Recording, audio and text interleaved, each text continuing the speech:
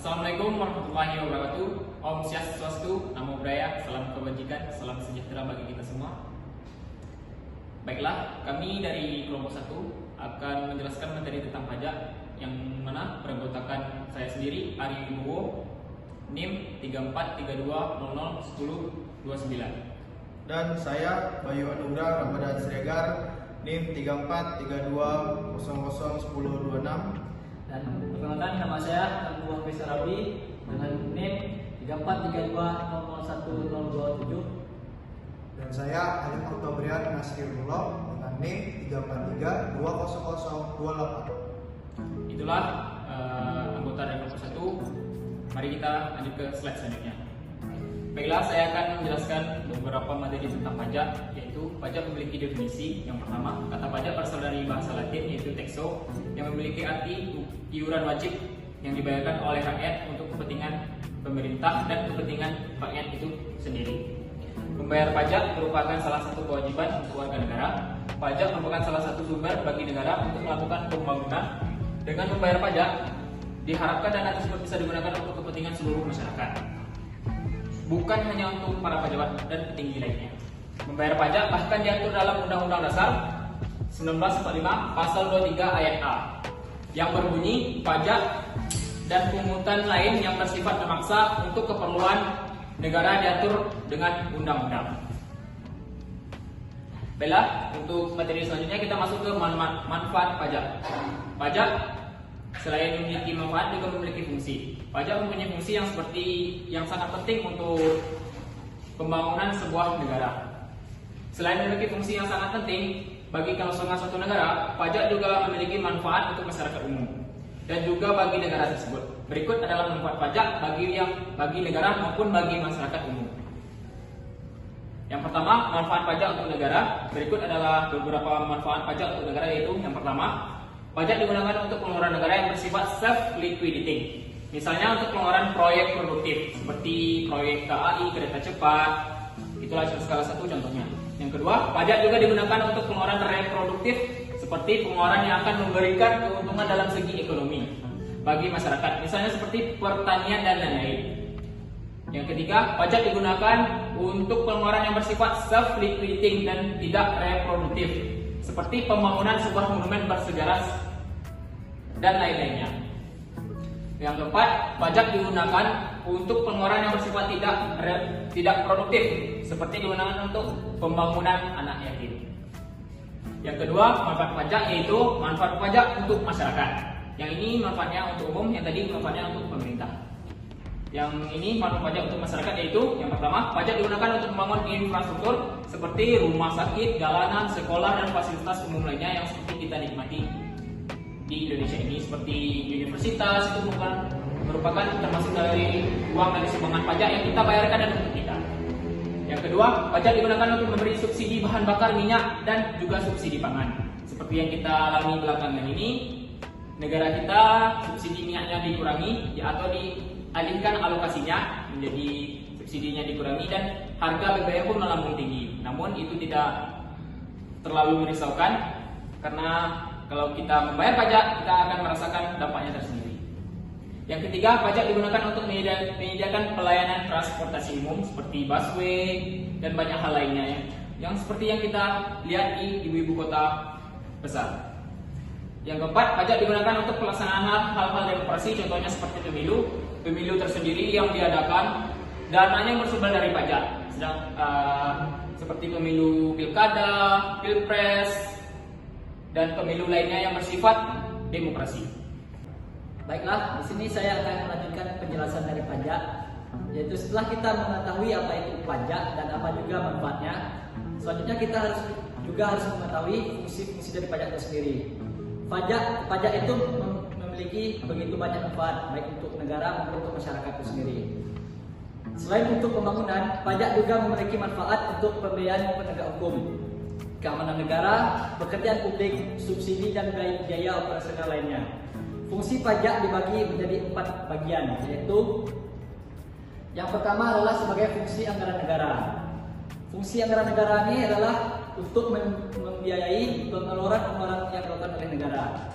untuk menjalankan tugas-tugas itu negara dan melaksanakan pembangunan, pajak yang kita bayar itu sangatlah penting untuk menyukseskan program tersebut. Biaya ini dapat diperoleh dari penerimaan pajak. Sumber pemasukan ini dilakukan dengan cara pengumpulan dana dari wajib pajak ke kas negara yang digunakan untuk pembangunan nasional dan pengeluaran negara yang lainnya. Negara harus memastikan bahwa pengeluaran dan pendapatan negara dari uang pajak harus seimbang. Lanjut, fungsi yang kedua yaitu adalah sebagai mengatur atau regulasi. Selain fungsi anggaran, pajak juga memiliki fungsi regulasi, fungsi yang mengatur pertumbuhan ekonomi. Dengan kebijakan dari pemerintah, dana dari pajak digunakan untuk membantu perekonomian negara. Contohnya, dalam rangka menggiring penanaman modal, baik dalam negeri maupun luar negeri, diberikan berbagai macam fasilitas keringanan pajak. Dalam rangka melindungi produksi dalam negeri, pemerintah menetapkan bea masuk yang tinggi untuk produk luar negeri. Dengan demikian, masyarakat tidak khawatir lagi dengan kompetisi harga dengan produk-produk luar negeri. Kemudian ada fungsi yang ketiga yaitu fungsi pemerataan atau distribusi, yaitu pajak juga digunakan oleh negara untuk pemerataan kesejahteraan melalui bantuan dana, jaminan kesehatan dan fasilitas umum, sehingga bisa menciptakan banyak lapangan pekerjaan baru yang kemudian dimana akan berakhir dalam meningkatkan pendapatan masyarakat. Dan fungsi yang terakhir atau fungsi yang keempat yaitu fungsi stabilisasi. Selain tiga fungsi di atas yang saya sebutkan tadi, pajak memiliki fungsi sebagai stabilisasi. Stabilisasi yang dimaksud adalah untuk menstabilkan perekonomian negara. Salah satunya adalah masalah inflasi atau deflasi. Untuk mengurangi inflasi atau penurunannya nilai rupiah, pemerintah akan mengeluarkan kebijakan untuk mengurangi peredaran uang. Sedangkan untuk deflasi, pemerintah akan menambah peredaran uang dengan pajak yang tinggi. Jumlah uang yang beredar bisa berkurang sehingga tidak terjadi inflasi. Sedangkan di sisi lain, pemerintah akan menurunkan pajak sehingga jumlah yang beredar meningkat dan bisa mengatasi deflasi. Baiklah, saya akan membahas tentang dasar hukum perpajakan. Pajak dikenakan kepada wajib pajak oleh pemerintah melalui kantor pajak, sehingga perlunya hukum pajak untuk mengatur hubungan tersebut. Hukum pajak yang mengatur hubungan antara pemerintah dan wajib pajak dibagi menjadi dua, yaitu 1. Dasar hukum pajak material dan 2. Dasar hukum pajak formal. Oke, yang pertama saya akan menjelaskan dasar hukum pajak material. Hukum pajak material adalah hukum pajak yang memuat norma-norma yang menerangkan keadaan, perbuatan, peristiwa hukum yang dikenakan pajak, disebut objek pajak.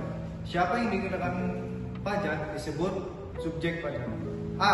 Undang-Undang Nomor 42 Tahun 2009 tentang pajak pertambahan nilai barang dan jasa dan pajak penjualan atas barang mewah (PPN atau PPN-PN). B. Undang-Undang Nomor 36 Tahun 2008 tentang pajak penghasilan atau PPh. C. Undang-Undang Nomor 12 Tahun 1994 tentang perubahan atas Undang-Undang Nomor 12 Tahun 1985 tentang pajak bumi dan pajak bangunan. D. Undang-Undang Nomor 20 Tahun 2000 tentang perubahan atas Undang-Undang Nomor 21 Tahun 1997 tentang biaya perolehan hak atas tanah dan bangunan. 2. Dasar hukum pajak formal. Hukum pajak formal adalah memuat tata cara untuk melaksanakan hukum pajak material menjadi kenyataan. Hukum pajak formal memuat hak dan kewajiban wajib pajak, hak dan kewajiban fiskus dan tata cara penetapan pajak. Contoh hukum pajak formal antara lain: A. Undang-Undang Nomor 28 Tahun 2007 tentang ketentuan umum dan tata cara perpajakan. B. Undang-Undang Nomor 3 Tahun 2009 tentang perubahan kedua. C. Undang-Undang Nomor 14 Tahun 1985 tentang Mahkamah Agung. D. Undang-Undang Nomor 14 Tahun 2000 tentang Pengadilan Pajak. E. Undang-Undang Nomor 19 Tahun 1997 tentang penagihan pajak dengan surat paksa. Baiklah, saya akan melanjutkan tentang jenis-jenis pajak, yaitu ada bermacam-macam jenis pajak yang wajib dibayar bagi wajib pajak. Pajak dibedakan menjadi 3 berdasarkan objek subjek, sifat, dan lokasi pemungutan. Berikut adalah jenis pajak berdasarkan kategorinya. 1. Pajak berdasarkan sistem pemungutan. A. Pajak tidak langsung. Pajak tidak langsung atau disebut dengan indirect tax adalah pajak yang hanya diberikan untuk wajib pajak jika melakukan perbuatan tertentu.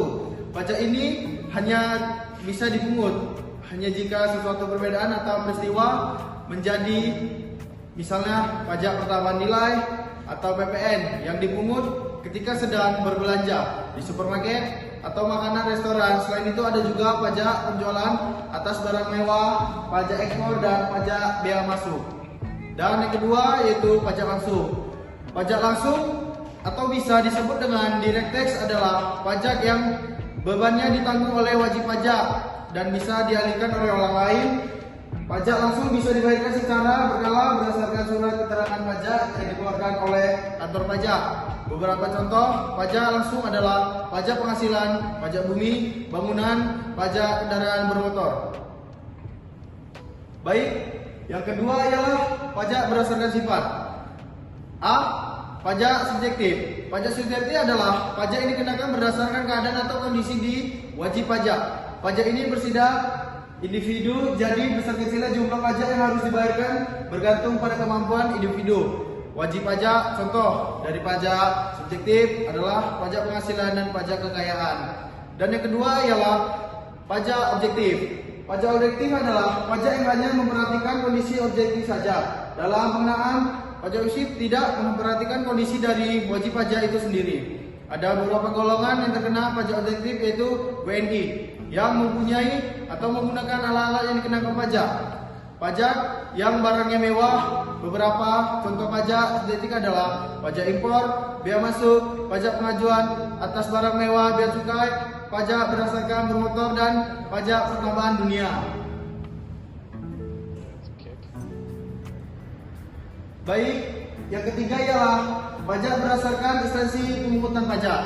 A. Pajak negara. Pajak negara adalah pajak yang dipungut oleh pemerintah pusat. Pajak negara juga disebut sebagai pajak pusat. Dalam hal itu yaitu Dirjen Bea Cukai, Direktur Jenderal Pajak, dan juga kantor inspeksi pajak berada di contoh naungan Kementerian Keuangan.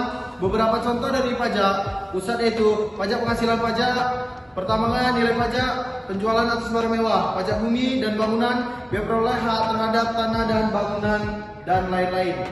Baik, yang kedua, pajak daerah. Pajak daerah adalah pajak yang dipungut oleh pemerintah daerah.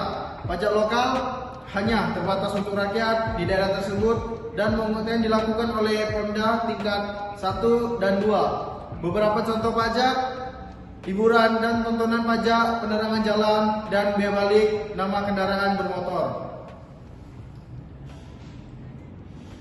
Baik, kesimpulan dari pajak ialah dari semua uraian di atas kami dapat menyimpulkan bahwa membayar pajak adalah wajib oleh setiap warga negara Indonesia berdasarkan golongan dan kewajiban masing-masing.